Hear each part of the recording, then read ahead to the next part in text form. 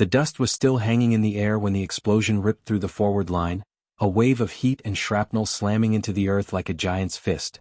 Screams followed, muffled by ringing ears, bodies thrown flat, helmets rolling into the dirt. Sergeant Lewis had gone down hard, 200 pounds of dead weight sprawled across the cracked ground, his rifle lost somewhere in the haze. Private First Class Ramirez froze in the chaos, chest heaving, boots planted as though rooted to the scorched soil. Her instinct screamed to move, to duck, to vanish into the shallow trench just feet away. But the sight of Lewis lying there, unmoving, chest still, a streak of blood trailing from his jawline, cut through her like ice. Another blast rocked the ridge. Dirt spat up and burst. Someone yelled for cover. Another voice shouted for medics, but none were near. Ramirez clenched her jaw, sprinted through the dust cloud, and dropped to her knees beside the fallen sergeant. She shoved at his shoulder. "Sergeant. Sergeant, can you hear me?"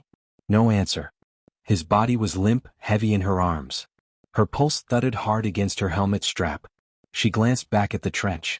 Others were hunkered down, rifles braced, eyes wide as rounds snapped overhead. No one moved toward her. No one dared. Ramirez swallowed hard. They trained for this, hadn't they? Firemen's carry drills, endless laps with sandbags, ruck marches until her knees screamed. This was what those brutal mornings were for. She hooked her arms under Lewis's chest, strained, teeth gritting as she tried to haul his bulk onto her shoulders. Her legs quivered. His body shifted. For a terrifying second she thought she'd drop him. But then she locked her arms, leaned, and dragged him up across her back. 200 pounds of dead weight crushed her down, pressing on her lungs, but she staggered upright. "Move, Ramirez," someone bellowed. She didn't need telling. Bullets cracked into the dirt around her as she lurched forward, boots pounding against the broken ground. She couldn't run, not with his weight, but she marched. One step at a time, slow but steady, teeth clenched, her shoulders screaming with every stride. 2 miles. That's what it would be back to the forward aid station. 2 miles of open ground. 2 miles of hell. Every step echoed with doubt. She wasn't the fastest in training, wasn't the strongest. She'd come in last on more than one run. The others had joked about it, half laughing, half critical, muttering that she wasn't built for combat, that she'd never cut it when the real test came. Now the real test was here. And she was moving. Sweat trickled under her vest. Her arms trembled. Lewis groaned faintly, maybe alive, maybe slipping away. She forced her legs forward. One step, another. Behind her the firefight roared. Tracers lit the air. Mortars thumped. She didn't dare look back. By the time she crested the shallow ridge, her vision blurred. Every breath felt like sucking in knives. She almost buckled under Lewis's weight, but sheer stubbornness kept her upright. At last she stumbled into the perimeter where the medics were scrambling. "Man down," she rasped, barely able to raise her voice. She dropped to one knee, letting Lewis slide into the waiting arms of 2 corpsmen. She collapsed onto her hands, chest heaving, the world spinning in red and gray. "You brought him 2 miles?" one of the medics asked, staring at her like she was insane. Ramirez just nodded, unable to form words. "Damn," the medic muttered, shaking his head. "You just saved his life." But there was no time to breathe. A runner darted over, sweat streaking his face. "We're pulling back to secondary positions. Enemy armor spotted on the ridge. Get ready to move." The order punched through her exhaustion like ice water. She pushed herself up, legs wobbling, throat raw. No one cared that she just carried 200 pounds through hell. There wasn't time. The fight was still raging and her platoon needed her on her feet. She grabbed her rifle, rejoined the line, and forced herself forward. The pullback was chaos. Men and women scrambled through the rocky gullies, rifles slung, gear clattering. Ramirez fell in beside Corporal Donnelly, his face smeared with dirt and sweat. "You just hauled Lewis all the way here?" he shouted over the noise. "Didn't have a choice," she panted. Donnelly gave a short laugh, half disbelief, half admiration. "Hell, Ramirez, maybe you are crazy enough to make it in this unit." There wasn't time to reply. The enemy came over the ridge, infantry pouring down in waves, their silhouettes flickering against the smoke-drenched sky. Automatic fire stitched the earth around them, driving the platoon into cover. Ramirez threw herself behind a boulder, rifle braced. She squeezed off shots, each round thudding into the oncoming force. She didn't think, didn't question. The rhythm of fire steadied her racing heart. Her decision to carry Lewis still throbbed in her muscles, but in some part of her chest, deep down, a new fire burned. She'd acted. She hadn't hesitated. And now the fight wasn't over. The platoon fought their way back inch by inch, covering each other, pulling wounded as best they could. Ramirez's legs shook, but she kept moving. Hours blurred together. The sun crawled low. The ground trembled under artillery. By the time they reached the secondary line, her uniform was soaked, her shoulders bruised raw, her lungs ragged. But they were alive. Lewis was alive. The platoon had held. When the night settled, the ridge still smoking, Ramirez finally sagged into the dirt. Donnelly dropped beside her, chewing on an energy bar like it was a five-star meal. "You ever think about quitting today?" he asked, voice quiet now, stripped of the bravado. "Yeah," she admitted, staring into the dark. "But I couldn't." Donnelly chuckled softly. "Guess that's the difference between the ones who make it and the ones who don't." She didn't reply. The truth was, she wasn't sure if she'd made it yet. The war wasn't done. Tomorrow would bring another fight, another choice. And next time she might not have the strength to carry the weight. Still, as she lay back against the cold earth, exhaustion pulling her under, she knew one thing with absolute certainty: today she hadn't quit. And that meant something. The night was heavy with smoke, a damp blanket that refused to lift from the scorched ridgeline. Ramirez slept in short bursts, rifle across her chest, helmet still on. Every sound pulled her half awake: the distant thud of artillery, the crackle of burning brush, the low murmur of medics working under red-filtered lights. When dawn finally pried open the sky, it revealed a battlefield that looked more like the surface of the moon: pitted, scarred, littered with twisted metal and scattered gear. Orders came before sunrise. The platoon was moving again. Captain Ross, lean and weathered, stood on the hood of a Humvee, his voice cutting through the morning fog. "We've got intel that enemy armor is massing 3 clicks east. Our job is to slow them down, keep them from rolling through this valley before reinforcements arrive. That means setting charges, ambushing supply convoys, and hitting their flanks hard. No mistakes. We're the wall holding them back." There were no cheers, no bravado. Just tired nods, soldiers tightening straps, checking magazines. Ramirez ran her hand over the worn grip of her rifle, the weight oddly comforting now. She was still sore, every muscle stiff from the carry the day before, but she refused to let her body slow her mind. Donnelly fell into step beside her as the platoon moved out. "Think you've got another miracle in you, Ramirez?" She smirked faintly, though her eyes stayed sharp on the horizon. "Miracles are for Sundays. Today's Monday. We just work." The march took them through gullies carved by rain and shrapnel, past the skeletons of burned-out trucks, through villages abandoned so fast that cooking fires still smoldered in empty homes. The silence was eerie. Ramirez kept scanning rooftops, windows, alleys. Every shadow looked like a rifle barrel waiting for them. It happened fast. The lead squad was halfway across a narrow bridge when the first shot cracked. A man screamed, spun, and hit the ground. Then the air erupted. Machine guns roared from the treeline, tracers slashing across the bridge. The platoon scattered for cover, some dropping behind stone barriers, others diving into the shallow water below. Ramirez slammed into the mud, heart hammering, rounds snapping overhead. Donnelly cursed beside her, fumbling to unclip his radio. "Ambush. Left ridge. Left ridge." Captain Ross barked orders, voice sharp and unshaken. Suppressing fire. "Ramirez, Donnelly, flank left, get that gun." The command hit like a fist. Ramirez didn't hesitate. She bolted from cover, sliding along the bank, mud splashing up her arms. Donnelly was right behind her, muttering curses with each breath. They scrambled through brush, thorns tearing at their sleeves, until the machine gun nest came into view. A pair of enemy soldiers crouched behind sandbags, weapon chewing the bridge into dust. Ramirez lifted her rifle, exhaled, and fired. Her first shot went wide, sparking against stone. The second hit. One gunner toppled back, blood spraying the sandbags. The second swung the weapon toward her, eyes wild. She didn't think, she charged, slamming into him before he could fire. They crashed into the dirt, struggling, fists and elbows, her rifle knocked aside. He was bigger, stronger, and for a second panic surged. Then she remembered Lewis's weight across her shoulders. The agony. The stubborn fire that kept her moving. She locked her hands on the enemy's helmet and smashed his head against the rock beneath them. Once. Twice. 3 times. He went limp. Her breath came in ragged gulps. Donnelly kicked the machine gun aside, eyes wide. "Holy hell, Ramirez. You didn't even hesitate." She wiped blood from her gloves, not sure if it was his or hers. "Hesitation gets you killed." They regrouped at the bridge. Casualties were pulled back, too dead for wounded. Captain Ross's jaw was tight, but his orders came quick. We keep moving. Every minute we lose, they gain ground. Ramirez, Donnelly, you did good. But keep your head straight. This isn't over. The platoon pushed east, the sun climbing high, the heat pressing down like a second ruck on their backs. Hours bled into each other. Every crossroads felt like a trap. Every sound carried danger. By afternoon, sweat drenched their uniforms, dirt clung to every crease. They found the convoy at dusk. 4 armored trucks, half a dozen escort vehicles, parked in a shallow valley while enemy soldiers stretched their legs and smoked. Ramirez crouched with the others on a ridge above, peering through binoculars. Looks like fuel trucks, Donnelly muttered. If we light those up, they're not rolling tanks anywhere soon. Captain Ross nodded. Exactly. But we've got to be surgical. One wrong move and we're the ones on fire.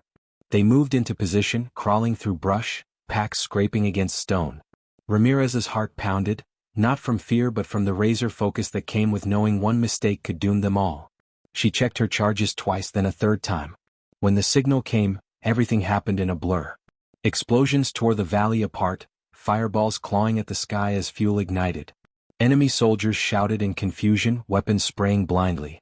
Ramirez was already on her feet, firing controlled bursts, moving with her squad.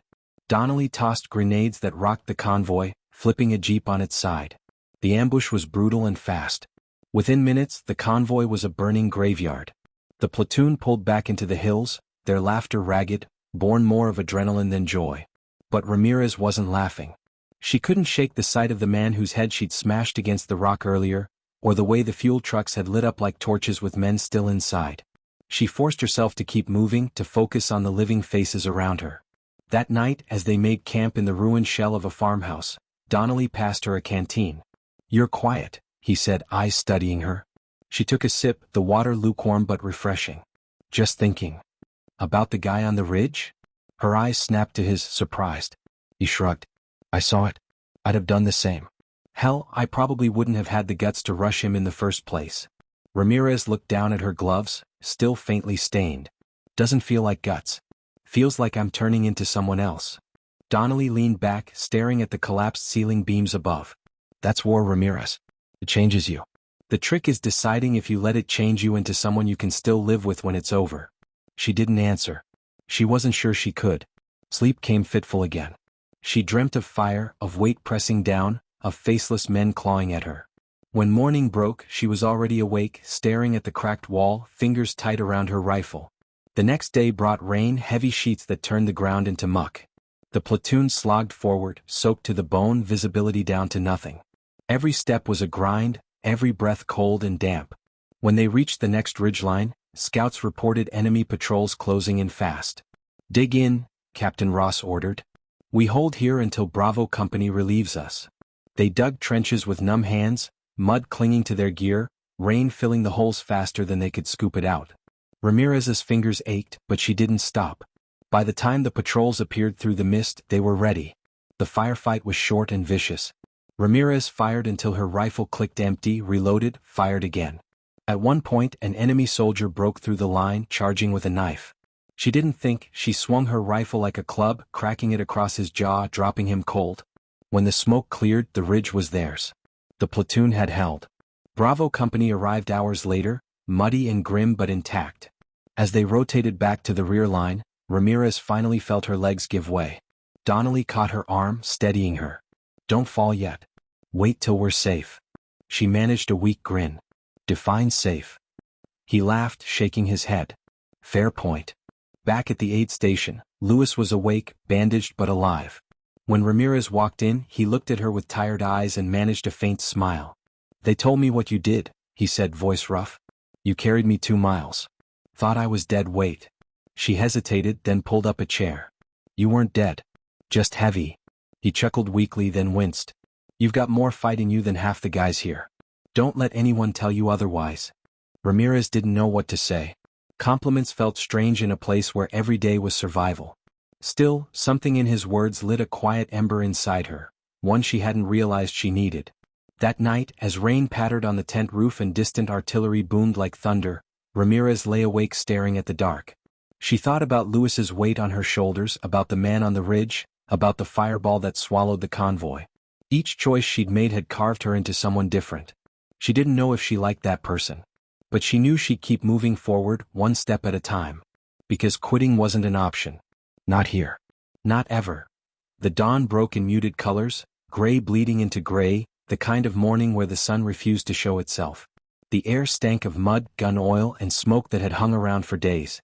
Ramirez rubbed the crust of sleeplessness from her eyes and pulled herself upright on her cot. She hadn't slept much. Nobody had. Not with the constant rumble of artillery in the distance, the ground shivering like some restless beast beneath them. Captain Ross's voice cut through the early silence like a blade. Up and ready, people. We're moving. Intel says the enemy's pushing armor through a canyon north of here. Our job is to block the choke point by the division time to redeploy. That canyon is the line. If we break there, everything behind us collapses. The platoon stirred like ghosts. Helmets snapped on. Gear shifted. Boots sloshed in the half-frozen mud as they fell into formation.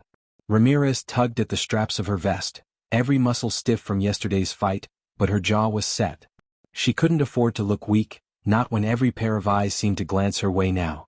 Lewis was still recovering, his seat empty in the formation, but word of what she'd done had spread.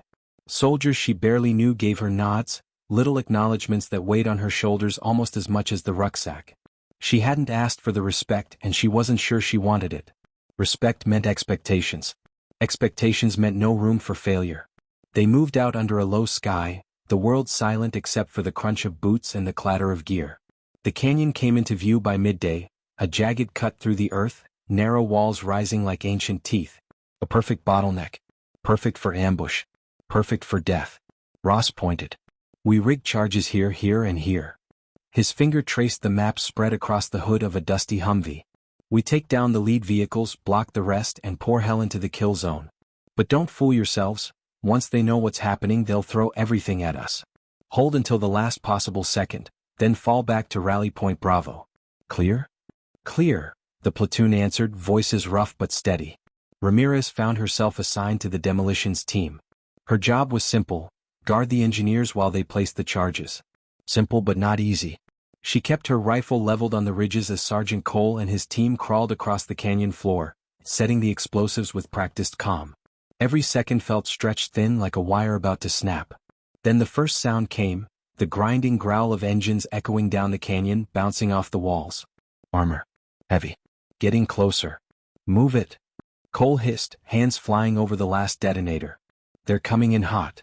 The engineers scrambled back to cover just as the lead enemy vehicle rolled into view, its bulk filling the canyon, treads chewing at the dirt. Behind it came another and another, an armored column, dust clouds trailing, weapons bristling. Captain Ross's hand shot up. Hold. Hold. Wait for the signal. Ramirez's chest hammered as the column crawled deeper into the canyon, oblivious. She adjusted her grip on the rifle, sweat slicking her palms despite the chill. Now! Ross roared. The canyon erupted. Charges lit up the sky, rock shattering as explosions tore into the lead vehicles. Fire gushed upward in a wave of black smoke. The column jammed, vehicles grinding to a halt, soldiers spilling out in confusion. Open fire. The platoon unleashed hell. Rifles cracked in unison, grenades arced, machine guns roared from hidden nests. The canyon became a slaughterhouse. Ramirez fired until her shoulder ached, reloaded, fired again. She saw men drop, saw chaos ripple through the enemy ranks as they scrambled for cover that didn't exist. But the enemy recovered faster than anyone wanted. Rockets streaked into the ridge. One slammed close enough to blast Ramirez off her feet, dirt filling her mouth and ears. She scrambled back up, spitting mud, ears ringing, and returned fire. Donnelly appeared beside her, shouting though she could barely hear. They're flanking right. Get up there. She didn't think. She ran. Scrambled up the ridge, boots slipping on loose rock, until she spotted the enemy squad climbing fast, trying to get above their position. If they reached the top, they'd cut the platoon to pieces. Ramirez braced her rifle, sighted, fired. One soldier dropped. Another ducked. She shifted position, firing again, forcing them down the slope. She was running on instinct, not training. Her chest burned, her lungs screamed, but she kept shooting, moving, reloading. Then her magazine clicked empty. She slapped another in, only to find herself face to face with an enemy soldier who'd slipped closer than she realized. His rifle swung up and she reacted without thought. She lunged, slamming into him, both of them tumbling down the slope in a tangle of limbs. They hit hard, his weapon skittering away. He went for a knife. She caught his wrist, the blade inches from her throat. Her muscles screamed as she fought to keep it away. He was stronger, his teeth bared, pushing down with raw force. Her free hand scrabbled for anything, found a rock, and smashed it against his temple. What? Twice. He sagged, the knife clattering from his fingers. Ramirez shoved him off, chest heaving, sweat and rain mixing on her face. No time to think. She grabbed his rifle, scrambled back to her feet and rejoined the fight. The ambush held, but only barely. Enemy reinforcements poured in, rockets raining, machine guns chewing chunks out of the ridge. Captain Ross shouted for them to fall back. One by one, squads peeled away, covering each other, dragging the wounded. Ramirez and Donnelly were last, sprinting through smoke and dust as the canyon burned behind them. They collapsed at Rally Point Bravo, lungs raw, uniforms torn, faces blackened with soot. The platoon was bloodied, too many wounded, too many empty cots when they finally regrouped. But the canyon was blocked. The division had time to move. That night, silence hung heavy in the makeshift camp. No one laughed. No one swapped stories. They just sat with their rations, chewing mechanically, eyes haunted. Ramirez stared into the small fire, the flames dancing shadows across her face. Donnelly nudged her with his boot. "You're alive. That's something." She nodded, but her stomach twisted. Alive, yes. But she saw their faces every time she blinked. The man with the knife, the soldiers scrambling in the canyon before the fire swallowed them. She'd killed more today than she could count, and she wasn't sure how to carry that weight. Captain Ross gathered them before dawn the next morning. His voice was steady, but his eyes told the truth. They were running. Then too thin. "Command wants us to push deeper east. Enemy supply hubs out there, feeding their armor and infantry. We cut it, they choke. Simple mission on paper, but you all know nothing's simple out here." Murmurs rippled, quiet but heavy. Ramirez adjusted her pack, ignoring the ache in her legs. She caught Donnelly watching her, his expression unreadable. "What?" she asked. "You ever wonder how much more of this we've got in us?" She thought about Lewis, about the ridge, about the canyon. "As much as it takes," she said, though her voice felt heavier than steel. The march east was brutal, endless mud, cold rain, every step a fight. They passed bodies left to rot, burned out tanks, villages reduced to rubble. The war had stripped the land bare and it was stripping them too. By the time they reached the outskirts of the supply hub, the platoon was running on fumes. Ramirez crouched in the brush, peering through the scope at the enemy camp below, rows of fuel tanks, ammo dumps, tents filled with supplies. Guards patrolled in lazy circles, unaware of the storm about to hit them. Ross's orders were clear. "We go in fast. Hit the fuel first, then the ammo. Make it loud, make it quick. Extractions North Ridge. Do not get bogged down." "Understood." "Understood," they answered, though their voices lacked the fire they once had. Ramirez's heart pounded as they slipped into position. The charges were set, the fuses ready. For a moment, the camp was eerily peaceful. The smell of cooking fires, the sound of distant laughter from enemy soldiers who didn't know death was already walking among them. Then the world exploded. Fuel tanks went up in pillars of fire, ammo dumps cooked off in a chain reaction that lit the sky like a second sun. Enemy soldiers scrambled, shouting, weapons flaring. The platoon opened fire, chaos ripping through the camp. Ramirez moved through the inferno like a shadow, rifle steady, every shot deliberate. She felt detached, like she was watching herself from somewhere far away. The noise, the flames, the screams, it all blurred together. She didn't remember pulling the last trigger, only the silence after, broken by crackling fire and the groans of the wounded. The hub was gone, reduced to ash and flame. But so were 3 more of their own. As they pulled back to the ridge, Ramirez felt the weight settle heavier than ever. Every decision she made, every trigger pull, bought someone time, and cost someone else everything. She couldn't escape that math, couldn't scrub it from her bones. Donnelly fell in beside her, face streaked with soot. "You did good in there," he said, voice quiet. She shook her head. "Good doesn't feel like the right word." He didn't argue. He just walked with her in silence, the fire behind them painting the horizon blood red. When they reached the extraction point, Captain Ross was already on the radio, calling in their success. His voice was steady, calm, like he hadn't just watched men die. Ramirez wondered if she'd ever get there, if she'd ever learn to carry the weight without breaking. That night, she lay awake again, staring at the stars through the thin canvas of her tent. Every face she'd seen, friend and enemy alike, swam behind her eyes. She didn't cry. She couldn't. The war had burned the tears out of her. But one thought kept circling, relentless and cold. How much longer could she keep moving forward before the weight crushed her? And what would she become if it didn't? The night in Cunard Valley was black as coal, the kind of darkness that seemed to swallow even the moonlight. The outpost was little more than a cluster of Hesco barriers, sandbags and tin-roofed shacks perched on a ridge.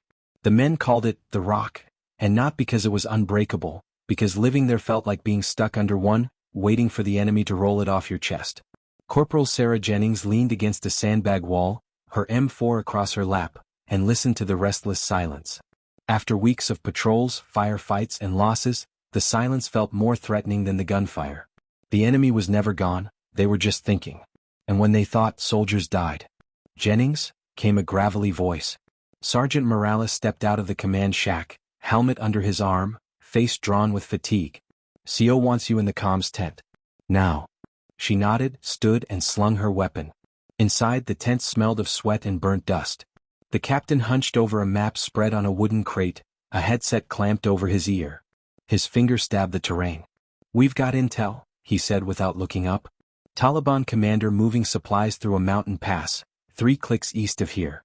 If we cut him off, we cripple their resupply chain. Jennings, you're on point. Morales, you're covering." Sarah's stomach clenched. Point meant first in line, first to die if things went bad. But she gave only a curt nod. "Copy." The patrol set out before dawn, boots crunching against gravel, rifles tucked tight to shoulders. The air was icy, the kind that clawed into lungs with each breath. Sarah led, her eyes sweeping the jagged silhouettes of ridges, every shadow a potential rifle barrel. Private Wheeler walked behind her, the youngest of the squad, barely 20. He hummed under his breath, a nervous tic everyone had learned to tolerate. "Cut the song, Wheeler," Morales growled. Wheeler muttered an apology and shut up, but Sarah heard the tremor in his voice. 2 hours in, the valley narrowed into a choke point. Jagged cliffs loomed overhead, perfect ground for an ambush. Sarah's gut tightened. She raised her fist, signaling halt. The squad froze. "Talk to me," Morales whispered over comms. "Bad ground," she muttered. "Feels wrong." He trusted her instincts. Always had. Options. Circle wide takes longer.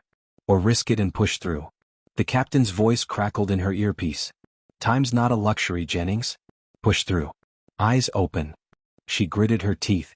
Orders were orders. She raised her hand, signaling forward. The squad entered the pass, rifles scanning the high ground. Every pebble seemed to echo like thunder. Sarah's nerves prickled, then she saw it.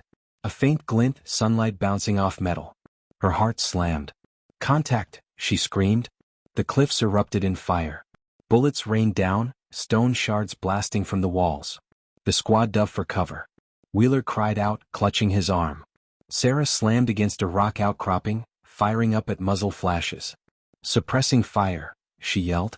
The squad answered with a chorus of gunfire, rifles cracking, saw thundering. "Jennings?" Morales shouted. "We're pinned?" She peeked around the rock, calculating angles. The enemy had the high ground, but their fire was erratic, undisciplined. Grenades left ridge. "On my mark." She yanked a frag, pulled the pin with her teeth and lobbed it. "Now." 3 grenades arced skyward. The explosions ripped through the ridge, screams echoing. The gunfire thinned. Sarah pushed forward, vaulting over rocks, firing in controlled bursts. Morales and 2 others followed. They climbed toward the ridge, teeth gritted, lungs burning. A fighter leapt from cover, AK blazing. Sarah dropped to a knee and fired, 2 rounds center mass, 1 to the head. The man crumpled. She kept moving. At the top, she and Morales cleared the last bunker. The enemy was gone, leaving only blood and spent casings. Sarah leaned against the rocks, chest heaving. Morales gave her a look, somewhere between pride and exhaustion. "Hell of a call," he said. She didn't answer. Her eyes were on the valley below. Smoke rose where their grenades had hit. Wheeler was being bandaged by Doc Harris, face pale but alive. They had survived, but Sarah couldn't shake the gnawing thought. The enemy had been waiting. Someone had known they were coming. That night, back at the Rock, the suspicion spread like fire. Over tin cups of bad coffee, the squad whispered. "How the hell did they know our route?" "Intel leak." "Somebody's talking." Morales found Sarah later, sitting alone by the perimeter wire, staring into the darkness. "You're thinking the same thing I am?" he said quietly. She nodded. "They knew too much. This isn't coincidence." Morales spat into the dirt. Which means we got a rat. Question is, inside the village or inside the unit? The weight of his words pressed down on her. The idea that one of their own might be feeding the enemy made her stomach twist. Days bled into each other. Patrols, ambushes, tense encounters with villagers who smiled by day and hid fighters by night. Sarah grew sharper, harder, but every loss cut deeper. She carried each one like a stone in her rucksack. One afternoon they returned from patrol to find the outpost hit. Mortars had cratered the ground, shredding tents and burning supplies. 3 men dead, 5 wounded. Sarah stood in the smoke, fists clenched, rage boiling. Somebody's giving them our positions, she snarled. The captain gathered them in the command shack. His face was pale, voice tight. We've got orders. Tomorrow night we hit the village where intel says they're hiding weapons. Hard and fast. We're making an example. The squad exchanged uneasy glances. They'd patrolled that village. Met the families. Played soccer with the kids. Sarah's jaw tightened. Sir, she said carefully, what about civilians? The captain's eyes flicked to hers, then away. That's why we move at night. No civilians. Just hostiles. She wanted to believe him. But deep down she knew the valley was never that simple. That night as she checked her gear, Wheeler approached. His arm was in a sling, but his eyes burned with determination. Corporal, he said, voice low. Something's not right. I was in the comms tent yesterday. Heard the captain talking, and I swear he gave grid coordinates over an unsecured line. Minutes later we got hit. Sarah's pulse jumped. You telling me the leak is our CO? I don't know. But it doesn't add up. Her mind raced. If Wheeler was right, the ambush, the mortar strike, all of it, wasn't bad luck. It was betrayal. She didn't sleep that night. She sat awake, rifle across her knees, listening to the restless sounds of the outpost. Morales found her before dawn, eyes red from his own sleepless vigil. You thinking what I'm thinking? He asked. If the captain's dirty, she began. He finished it for her. Then tomorrow's mission is a setup. He'll march us straight into hell. They stared at each other in the dim light, the weight of the decision pressing like a vice. To follow orders could mean death. To disobey could mean court-martial. Sarah's mind replayed every choice she'd made, the men she'd carried, the friends she'd lost, the promises whispered over body bags. She couldn't let more of them die for nothing. Then we don't follow, she said at last. Her voice was steady, but inside she was trembling. Morales nodded slowly. But we'll need proof. And we'll need to keep the squad alive long enough to use it.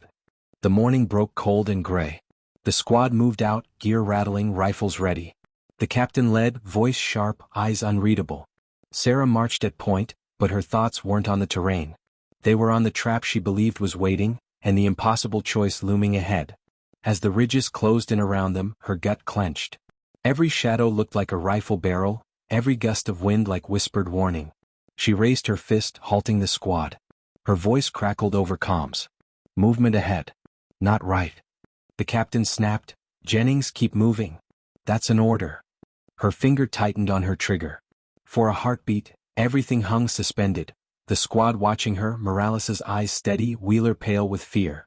Sarah knew this was the moment. Obey and risk annihilation. Disobey and brand herself a traitor. Her decision came like a gunshot. Squad peel left, she barked. Now. The men moved instinctively, trusting her more than orders. They broke for the ridge just as the world erupted. Machine gun fire poured into the pass they'd been about to enter, rocks exploding into shrapnel. Sarah dove for cover, heart hammering. She saw the captain standing exposed, eyes wide with shock, then narrowing with something else. Not fear. Recognition. The truth slammed into her chest. Wheeler had been right. The captain wasn't just careless. He was feeding them to the wolves. And now the wolves had come. Gunfire raked the rocks, kicking up dirt and sparks, the roar echoing through the narrow pass. The squad was scattered, scrambling for cover. Sarah's ears rang from the first burst of machine gun fire, but she forced herself to focus, her hands moving on instinct. She ducked behind a boulder, slammed a fresh magazine into her M4, and popped up to return fire. The air buzzed with supersonic cracks. Suppressive fire left ridge, she yelled, voice raw. Morales was already barking orders, his saw gunner laying down a hammering stream of rounds that chewed into the rocky ledge where muzzle flashes blinked. Doc, get Wheeler out of the open. Morales shouted. Harris dragged the young private by his vest, the kid's face twisted in terror but still clutching his rifle with his good arm. Sarah's eyes flicked to the captain. He wasn't firing. Wasn't even giving orders. He just crouched behind a rock near the kill zone, eyes darting, jaw tight. She swore under her breath. The man was either frozen, or watching his plan unfold. A grenade arced down from above. Sarah's instinct screamed. She threw herself into Morales, shoving him behind a boulder as the explosion tore the ground where they'd been standing. Shards of stone ripped across her shoulder, burning like fire. She bit back a scream, rolled and came up firing. "Jennings?" Morales barked. "You good?" "Still in it," she shouted. Her shoulder throbbed, but she pushed through. They had to move. Staying pinned would get them chewed apart. Sarah scanned the terrain, mind racing. A narrow gully cut toward the right ridge, steep, risky, but it could give them a flank. "Morales," she yelled over the chaos. "Cover me, I'm taking 2 up the gully." "Negative, too hot. Then we die here." He hesitated, then gave a sharp nod. "Take Foster and Ingwin. Go." Sarah signaled, and the 2 soldiers scrambled toward her, eyes wide, faces streaked with dust. She led the sprint, bullets slamming into the rocks around them. The gully was worse than she thought, loose gravel, jagged edges, but adrenaline drove her legs. She clawed upward, rifle slung, boots slipping. At the top, she burst onto the ridge, heart pounding, gun already up. 3 fighters swung their rifles toward her, eyes widening in shock. She fired first, 2 went down instantly. The 3rd rushed her, screaming, blade flashing. She dropped her rifle, caught his wrist, and twisted. The knife sliced across her glove, pain blooming in her palm. With a snarl, she drove her knee into his gut, wrenched the knife free and buried it in his throat. He collapsed, gurgling. Foster and Ingwin scrambled up behind her, eyes wide. "Clear this ridge," she barked. They opened fire, mowing down the remaining fighters. The enemy's suppressive fire faltered, giving the squad below breathing room. Morales roared, rallying the rest. "Push forward. Move, move." The squad surged, fire disciplined, advancing under cover of Sarah's assault. Within minutes, the ambush broke. Survivors melted into the rocks, disappearing like ghosts. Silence fell, broken only by the ragged breathing of the squad. The ground was littered with spent brass, bodies, and blood. Sarah stood on the ridge, chest heaving, hands trembling around her rifle. Her shoulder burned, her palm throbbed, but she was alive. They all were, except for Alvarez, who lay still in the dirt below, eyes glazed, helmet cracked by shrapnel. Morales climbed up to her, sweat streaming down his face, eyes grim. "You saved us. Again." She looked past him, down at the captain, who finally emerged from his cover, brushing dust from his uniform as if he'd just stepped out of a meeting. His face was composed, too composed. Sarah's stomach turned. She'd seen fear before. She knew hesitation. This wasn't it. The captain had known. Later, back at the rock, the squad was a raw bundle of nerves. Harris stitched Sarah's shoulder while Morales debriefed with the CO. The squad whispered in corners, their voices sharp with suspicion. Wheeler's eyes followed the captain wherever he went, mistrust written plain. That night, Morales found Sarah outside again, her eyes scanning the dark ridges. "You saw him," Morales said quietly. She didn't look at him. He wasn't surprised. He knew. Morales exhaled, long and heavy. "If we're right, he's not just a coward. He's a traitor." The word hung in the air like a curse. "What do we do?" she asked. Morales hesitated, then said, "We survive. And we gather proof. Without it, command will eat us alive for even suggesting it." Proof. The idea gnawed at Sarah. Proof meant getting close, watching, waiting. Every second risked lives. But without it, they were trapped under the command of a man who might be feeding them straight to the enemy. The next day brought no reprieve. A drone feed showed movement in a valley village, fighters arming up, maybe staging for another attack. Orders came down, reconnaissance patrol. Small team. Discreet. And the captain chose Sarah to lead it. "Take Morales, Wheeler, and 1 other," he said smoothly. "Confirm enemy presence. Report back." Sarah's jaw clenched. Either he trusted her, or he was setting her up. They set out at dusk, moving quiet, shadows against the rocks.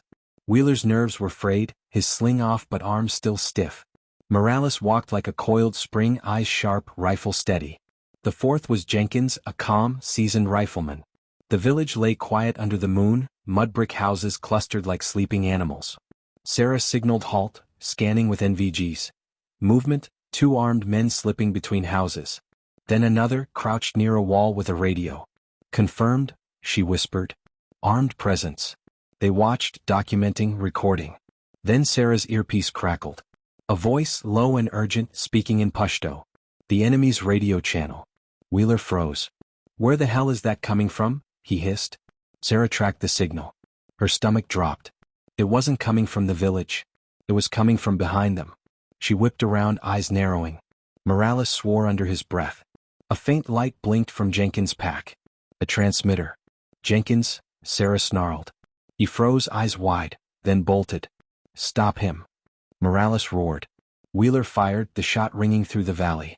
Jenkins crumpled, the transmitter clattering into the dirt. The village erupted in shouts. Doors flew open, fighters spilling out with rifles blazing. "Compromised," Sarah shouted. "Fall back now." Bullets cracked around them as they sprinted. Wheeler stumbled, Sarah grabbing his vest and dragging him along. Morales laid down fire, controlled bursts that dropped pursuers one by one. They scrambled into the rocks, hearts pounding, lungs burning. Sarah's mind reeled. Jenkins. Not the captain, at least not directly. But Jenkins had been on every patrol. He'd known every route. He'd sent every signal. "Move, move, move." Morales bellowed. They ran until their legs gave out, collapsing behind a ridge miles from the village. Breathless, Sarah ripped the transmitter from Jenkins' pack. Sleek, modern, too advanced for village fighters. She exchanged a look with Morales. "This came from higher up," she said. "Somebody gave it to him. Somebody who wanted us fed to the wolves." Morales spat. "The captain." Wheeler, pale and shaking, whispered, "Then we're next. He'll bury us before we can talk." Sarah gripped her rifle, her decision crystallizing like ice. They couldn't go back empty-handed. They couldn't play along and hope. They had proof now. A dead traitor. A transmitter. And the captain's fingerprints all over it. The only question was, could they get the evidence out before the captain silenced them too? The march back to the rock was silent, every crunch of boots too loud, every shadow a threat. By the time they staggered inside the wire, dawn was breaking. The captain was waiting, arms crossed, expression unreadable. "Well?" he asked. Sarah met his eyes, heart hammering. "Confirmed. Armed fighters in the village. We neutralized one insurgent. Retrieved intel." The captain's gaze flicked to the transmitter in her hand. For the briefest second, something dark crossed his face. Then it was gone, replaced by a smooth mask. "Good work, Corporal." Debrief in the tent. Sarah's blood went cold. He knew what she held. And he was already planning how to take it from her. She exchanged a quick look with Morales. They didn't speak. They didn't need to. The war outside the wire was brutal, but the war inside had just turned deadlier. And the next shot fired might come from their own side. The debrief tent was thick with stale air, lit by a single lantern that swung slightly from a rope overhead. Sarah sat rigid in her chair, transmitter wrapped in a cloth on her lap, Morales beside her, arms crossed like a wall of muscle. Wheeler lingered by the entrance, shifting on his feet, eyes darting nervously between them and the captain. The captain leaned forward over the wooden table, his hands clasped, expression calm. Too calm. "So," he said, voice smooth, "you encountered resistance in the village?" "Yes, sir," Sarah replied, her tone clipped. "Armed fighters. We neutralized one. We retrieved this." She placed the transmitter on the table. The lantern light glinted off its sleek casing. The captain's eyes lingered on it, then lifted back to her face. "Where exactly did you find it?" Sarah felt Morales tense beside her. She answered carefully. "Enemy combatant dropped it during contact." The captain's lips twitched in something that might have been a smirk, or a threat. "Interesting. Looks more advanced than anything they usually carry, doesn't it?" "Yes, sir," Morales cut in, his voice sharp. Almost like it came from elsewhere. The captain's gaze flicked to Morales, then back to Sarah. For a heartbeat, the tent was silent except for Wheeler's shallow breathing. "Bag it," the captain said finally. "We'll send it up to battalion for analysis." Sarah's gut screamed. If she handed it over, it would disappear. Proof gone. And with it, their only leverage. She kept her face neutral. "Yes, sir." The captain nodded once. Dismissed. Outside, the night air was cold and biting. Sarah exhaled slowly, realizing her palms were slick with sweat. Morales walked a step behind her, his silence heavy. Wheeler scurried close, whispering, "You can't give it to him. You saw his face. He'll bury it." Sarah didn't answer. Not here, not where ears might be listening. Back in their hooch, Morales shut the door and leaned against it. We keep it, he said flatly. Sarah set the transmitter on the table. The lantern light caught the scratches where Jenkins had gripped it. Proof. But proof meant nothing if command never saw it. We can't just accuse a CO, she said, rubbing at her throbbing shoulder. Not without getting our asses court-martialed. Morales's jaw flexed. Then we go over his head. Direct to battalion. And if he finds out before we send it? Wheeler whispered. He'll have us in body bags before sunrise. Sarah looked at them both, the decision weighing heavy. Then we move fast. Tonight. The plan formed in whispers. Morales would distract the captain, keep him busy. Sarah and Wheeler would slip into the comms tent and send the data up the chain, bypassing the captain entirely. Risky. But every option was. At 0200 the outpost was quiet, most soldiers sleeping, a skeleton guard on the walls. Morales strolled casually toward the command shack, knocking once before stepping inside. Sarah and Wheeler moved like shadows toward the comms tent. Inside, the hum of electronics filled the small space. A single operator dozed in the corner, headphones around his neck. Sarah slipped the transmitter into the console, her fingers flying across the keys. Wheeler kept watch by the flap, his hands trembling on his rifle. Come on, Sarah muttered, navigating menus, bypassing codes. The screen flickered. Finally, connection. She began uploading logs from the transmitter, encrypted chatter, coordinates. Solid proof. Then footsteps crunched outside. Heavy, deliberate. Wheeler stiffened. Someone's coming. The flap flew open. The captain stood silhouetted against the lantern light, eyes sharp, pistol in hand. Sarah froze, hand hovering over the keyboard.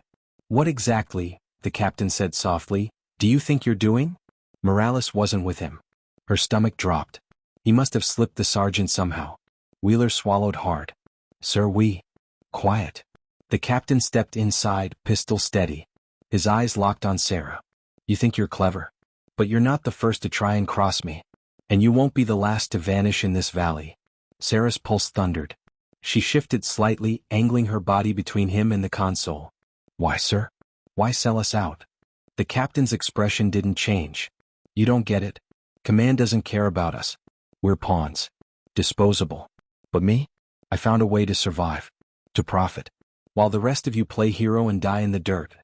Wheeler's voice cracked. You're killing your own men. They're not my men, the captain said coldly. They're just names on reports. The words lit a fire in Sarah's chest. Rage surged, clear and sharp. Her hand darted to the keyboard, slamming the enter key. The console beeped, upload complete. The captain's eyes widened. He fired. The shot cracked loud in the confined tent. Wheeler screamed. Sarah dove sideways, pain searing across her ribs where the bullet grazed. She rolled behind the console, heart pounding. Wheeler collapsed against the wall, clutching his leg, blood seeping through his pants. The captain advanced, pistol aimed. Game over, Corporal. Before he could pull the trigger again, the flap burst open. Morales charged in like a bull, rifle up. The captain spun, firing, but Morales tackled him hard. The pistol flew, clattering across the floor. They crashed into the table, the lantern swinging wildly. Fists, boots, curses. Morales fought like a man possessed, but the captain was bigger, meaner, trained. He slammed Morales into the wall, choking him with both hands. Sarah scrambled up, vision blurred, grabbed the fallen pistol and leveled it. Let him go, she shouted. The captain froze, chest heaving, eyes wild. Morales's face was purple, his hands clawing at the captain's arms. Drop him. Sarah roared. For a heartbeat, the captain sneered. You don't have the guts. Sarah squeezed the trigger. The shot punched through his chest, flinging him back against the wall. He slid down slowly, blood spreading dark across his uniform. His eyes stayed locked on hers, defiant even in death. Then they went glassy. The tent was silent except for the ragged breaths of the three survivors. Sarah lowered the pistol, her hands trembling. Morales sagged to the floor, gasping, clutching his throat. Wheeler groaned, clutching his leg. You, Morales coughed, voice raw. You did it. Sarah's gaze dropped to the console. The upload complete screen glowed faintly, proof already sent up the chain. Relief crashed over her, mingled with exhaustion and grief. But relief didn't last long. Shouts echoed outside. Soldiers rushing toward the gunshots. Sarah's mind raced. The captain was dead. The proof was gone from their hands but not from the network. Still, how would anyone believe them over a CO? Morales hauled himself upright, eyes blazing. We tell them the truth. No matter what. The tent flap burst open. Soldiers spilled inside, rifles raised, faces pale at the sight. The captain dead, Sarah holding his pistol, Morales bruised, Wheeler bleeding. What the hell happened? One demanded. Sarah swallowed hard. Her voice was steady but her insides shook. The captain was a traitor. And we have proof. Command has it now. Murmurs rippled through the soldiers. Confusion. Suspicion. Fear. And then, above it all, the wail of an alarm. The outpost siren. Enemy attack. Mortars whistled overhead, exploding inside the wire. The ground shook. Soldiers scattered, shouting orders. Sarah's heart lurched. The enemy had chosen their moment well. Maybe Jenkins had already passed intel before dying. Maybe the captain had given one last location. Either way, hell had come to the rock. Positions. Morales bellowed, voice raw but strong. All of you. To the walls. Chaos erupted. Sarah grabbed Wheeler under the arm, dragging him toward cover as mortars rained down. The night sky lit with fire. Machine guns roared from the perimeter. RPGs streaked against the walls. Fighters swarmed the valley floor, shouting war cries. The squad rallied, battered but alive, turning their rifles on the wave. Sarah dropped to a firing position, squeezing off rounds, every shot a prayer. Morales barked orders between bursts, steady as bedrock despite the bruises on his throat. The enemy kept coming. Dark shapes surged against the wire. The rock shook with impact after impact. Sarah's mind flashed back to the captain's sneer. You don't have the guts. She fired until her rifle clicked empty, slammed in another mag, fired again. For the first time she wasn't following orders. She was writing them. She was fighting not just for survival but for the truth, for every name that didn't deserve to be another line on a forgotten report. And as the night bled on, one thing became clear. The war outside the wire was nothing compared to the war within. Because even if they lived through this, command would come with questions. With doubts. With suspicion. And Sarah Jennings would have to prove all over again that the truth was worth killing for. The dawn over the battered Afghan valley broke with a gray, muted light, the kind that carried no warmth. Smoke hung in the air like a veil, masking the sun and stinging every soldier's lungs. The compound that had once been a suspected insurgent hub was now a blackened ruin, its mud brick walls shattered, its roof caved in.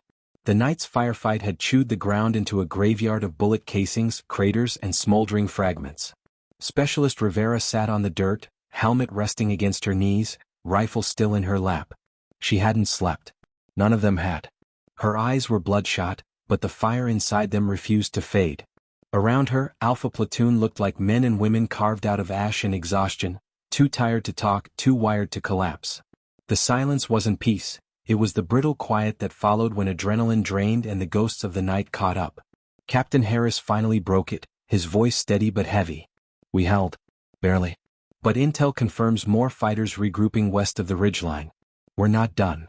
Rivera clenched her jaw. Her body screamed for rest, but her heart beat against her ribs like a drum calling her forward. She thought of Sergeant Cole, still lying in a medevac tent miles back after she'd hauled his 200-pound frame on her shoulders. She thought of Reyes, quiet and steady Reyes now gone. The list of names carved into her memory had grown, and it burned like acid. Private Jenkins muttered, breaking the heavy air. We're ghosts out here, sir. Running low on ammo, food's cut in half, comms spotty. Reinforcements ain't coming, are they? Harris didn't sugarcoat it. We are the reinforcements. That truth sank into every soldier. Rivera swallowed hard, gripping her rifle tighter. War wasn't glory. It wasn't medals or headlines. It was exactly this, being pushed past breaking point again and again until breaking was no longer an option. Hours later, the platoon moved out, boots dragging over jagged rock, each step a war against fatigue. Rivera carried more than her own gear, extra ammo belts slung over her shoulder for the machine gunner. The weight cut into her skin, but she bore it silently. She'd already proven she could carry a man. What was a few more pounds of steel? The ridgeline rose ahead like the jagged spine of a beast. From the top, they'd see the valley where the insurgents were regrouping. But every soldier knew, if they could see the enemy could see them. Halfway up, the first shot cracked. A bullet snapped the air inches from Rivera's helmet. The platoon dove for cover among the rocks as machine gun fire erupted from above. Incoming. They're dug in on the ridge, shouted Corporal Daniels. Pinned down, Harris crawled along the line. We push or we die here. Rivera, flank left with Daniels. Take the cliff path. Clear them out. Rivera's pulse pounded. She glanced at Daniels, his face pale, lips pressed thin, but he gave a sharp nod. Together they crawled, using the jagged stones as shields, until they reached a narrow goat path snaking up the side.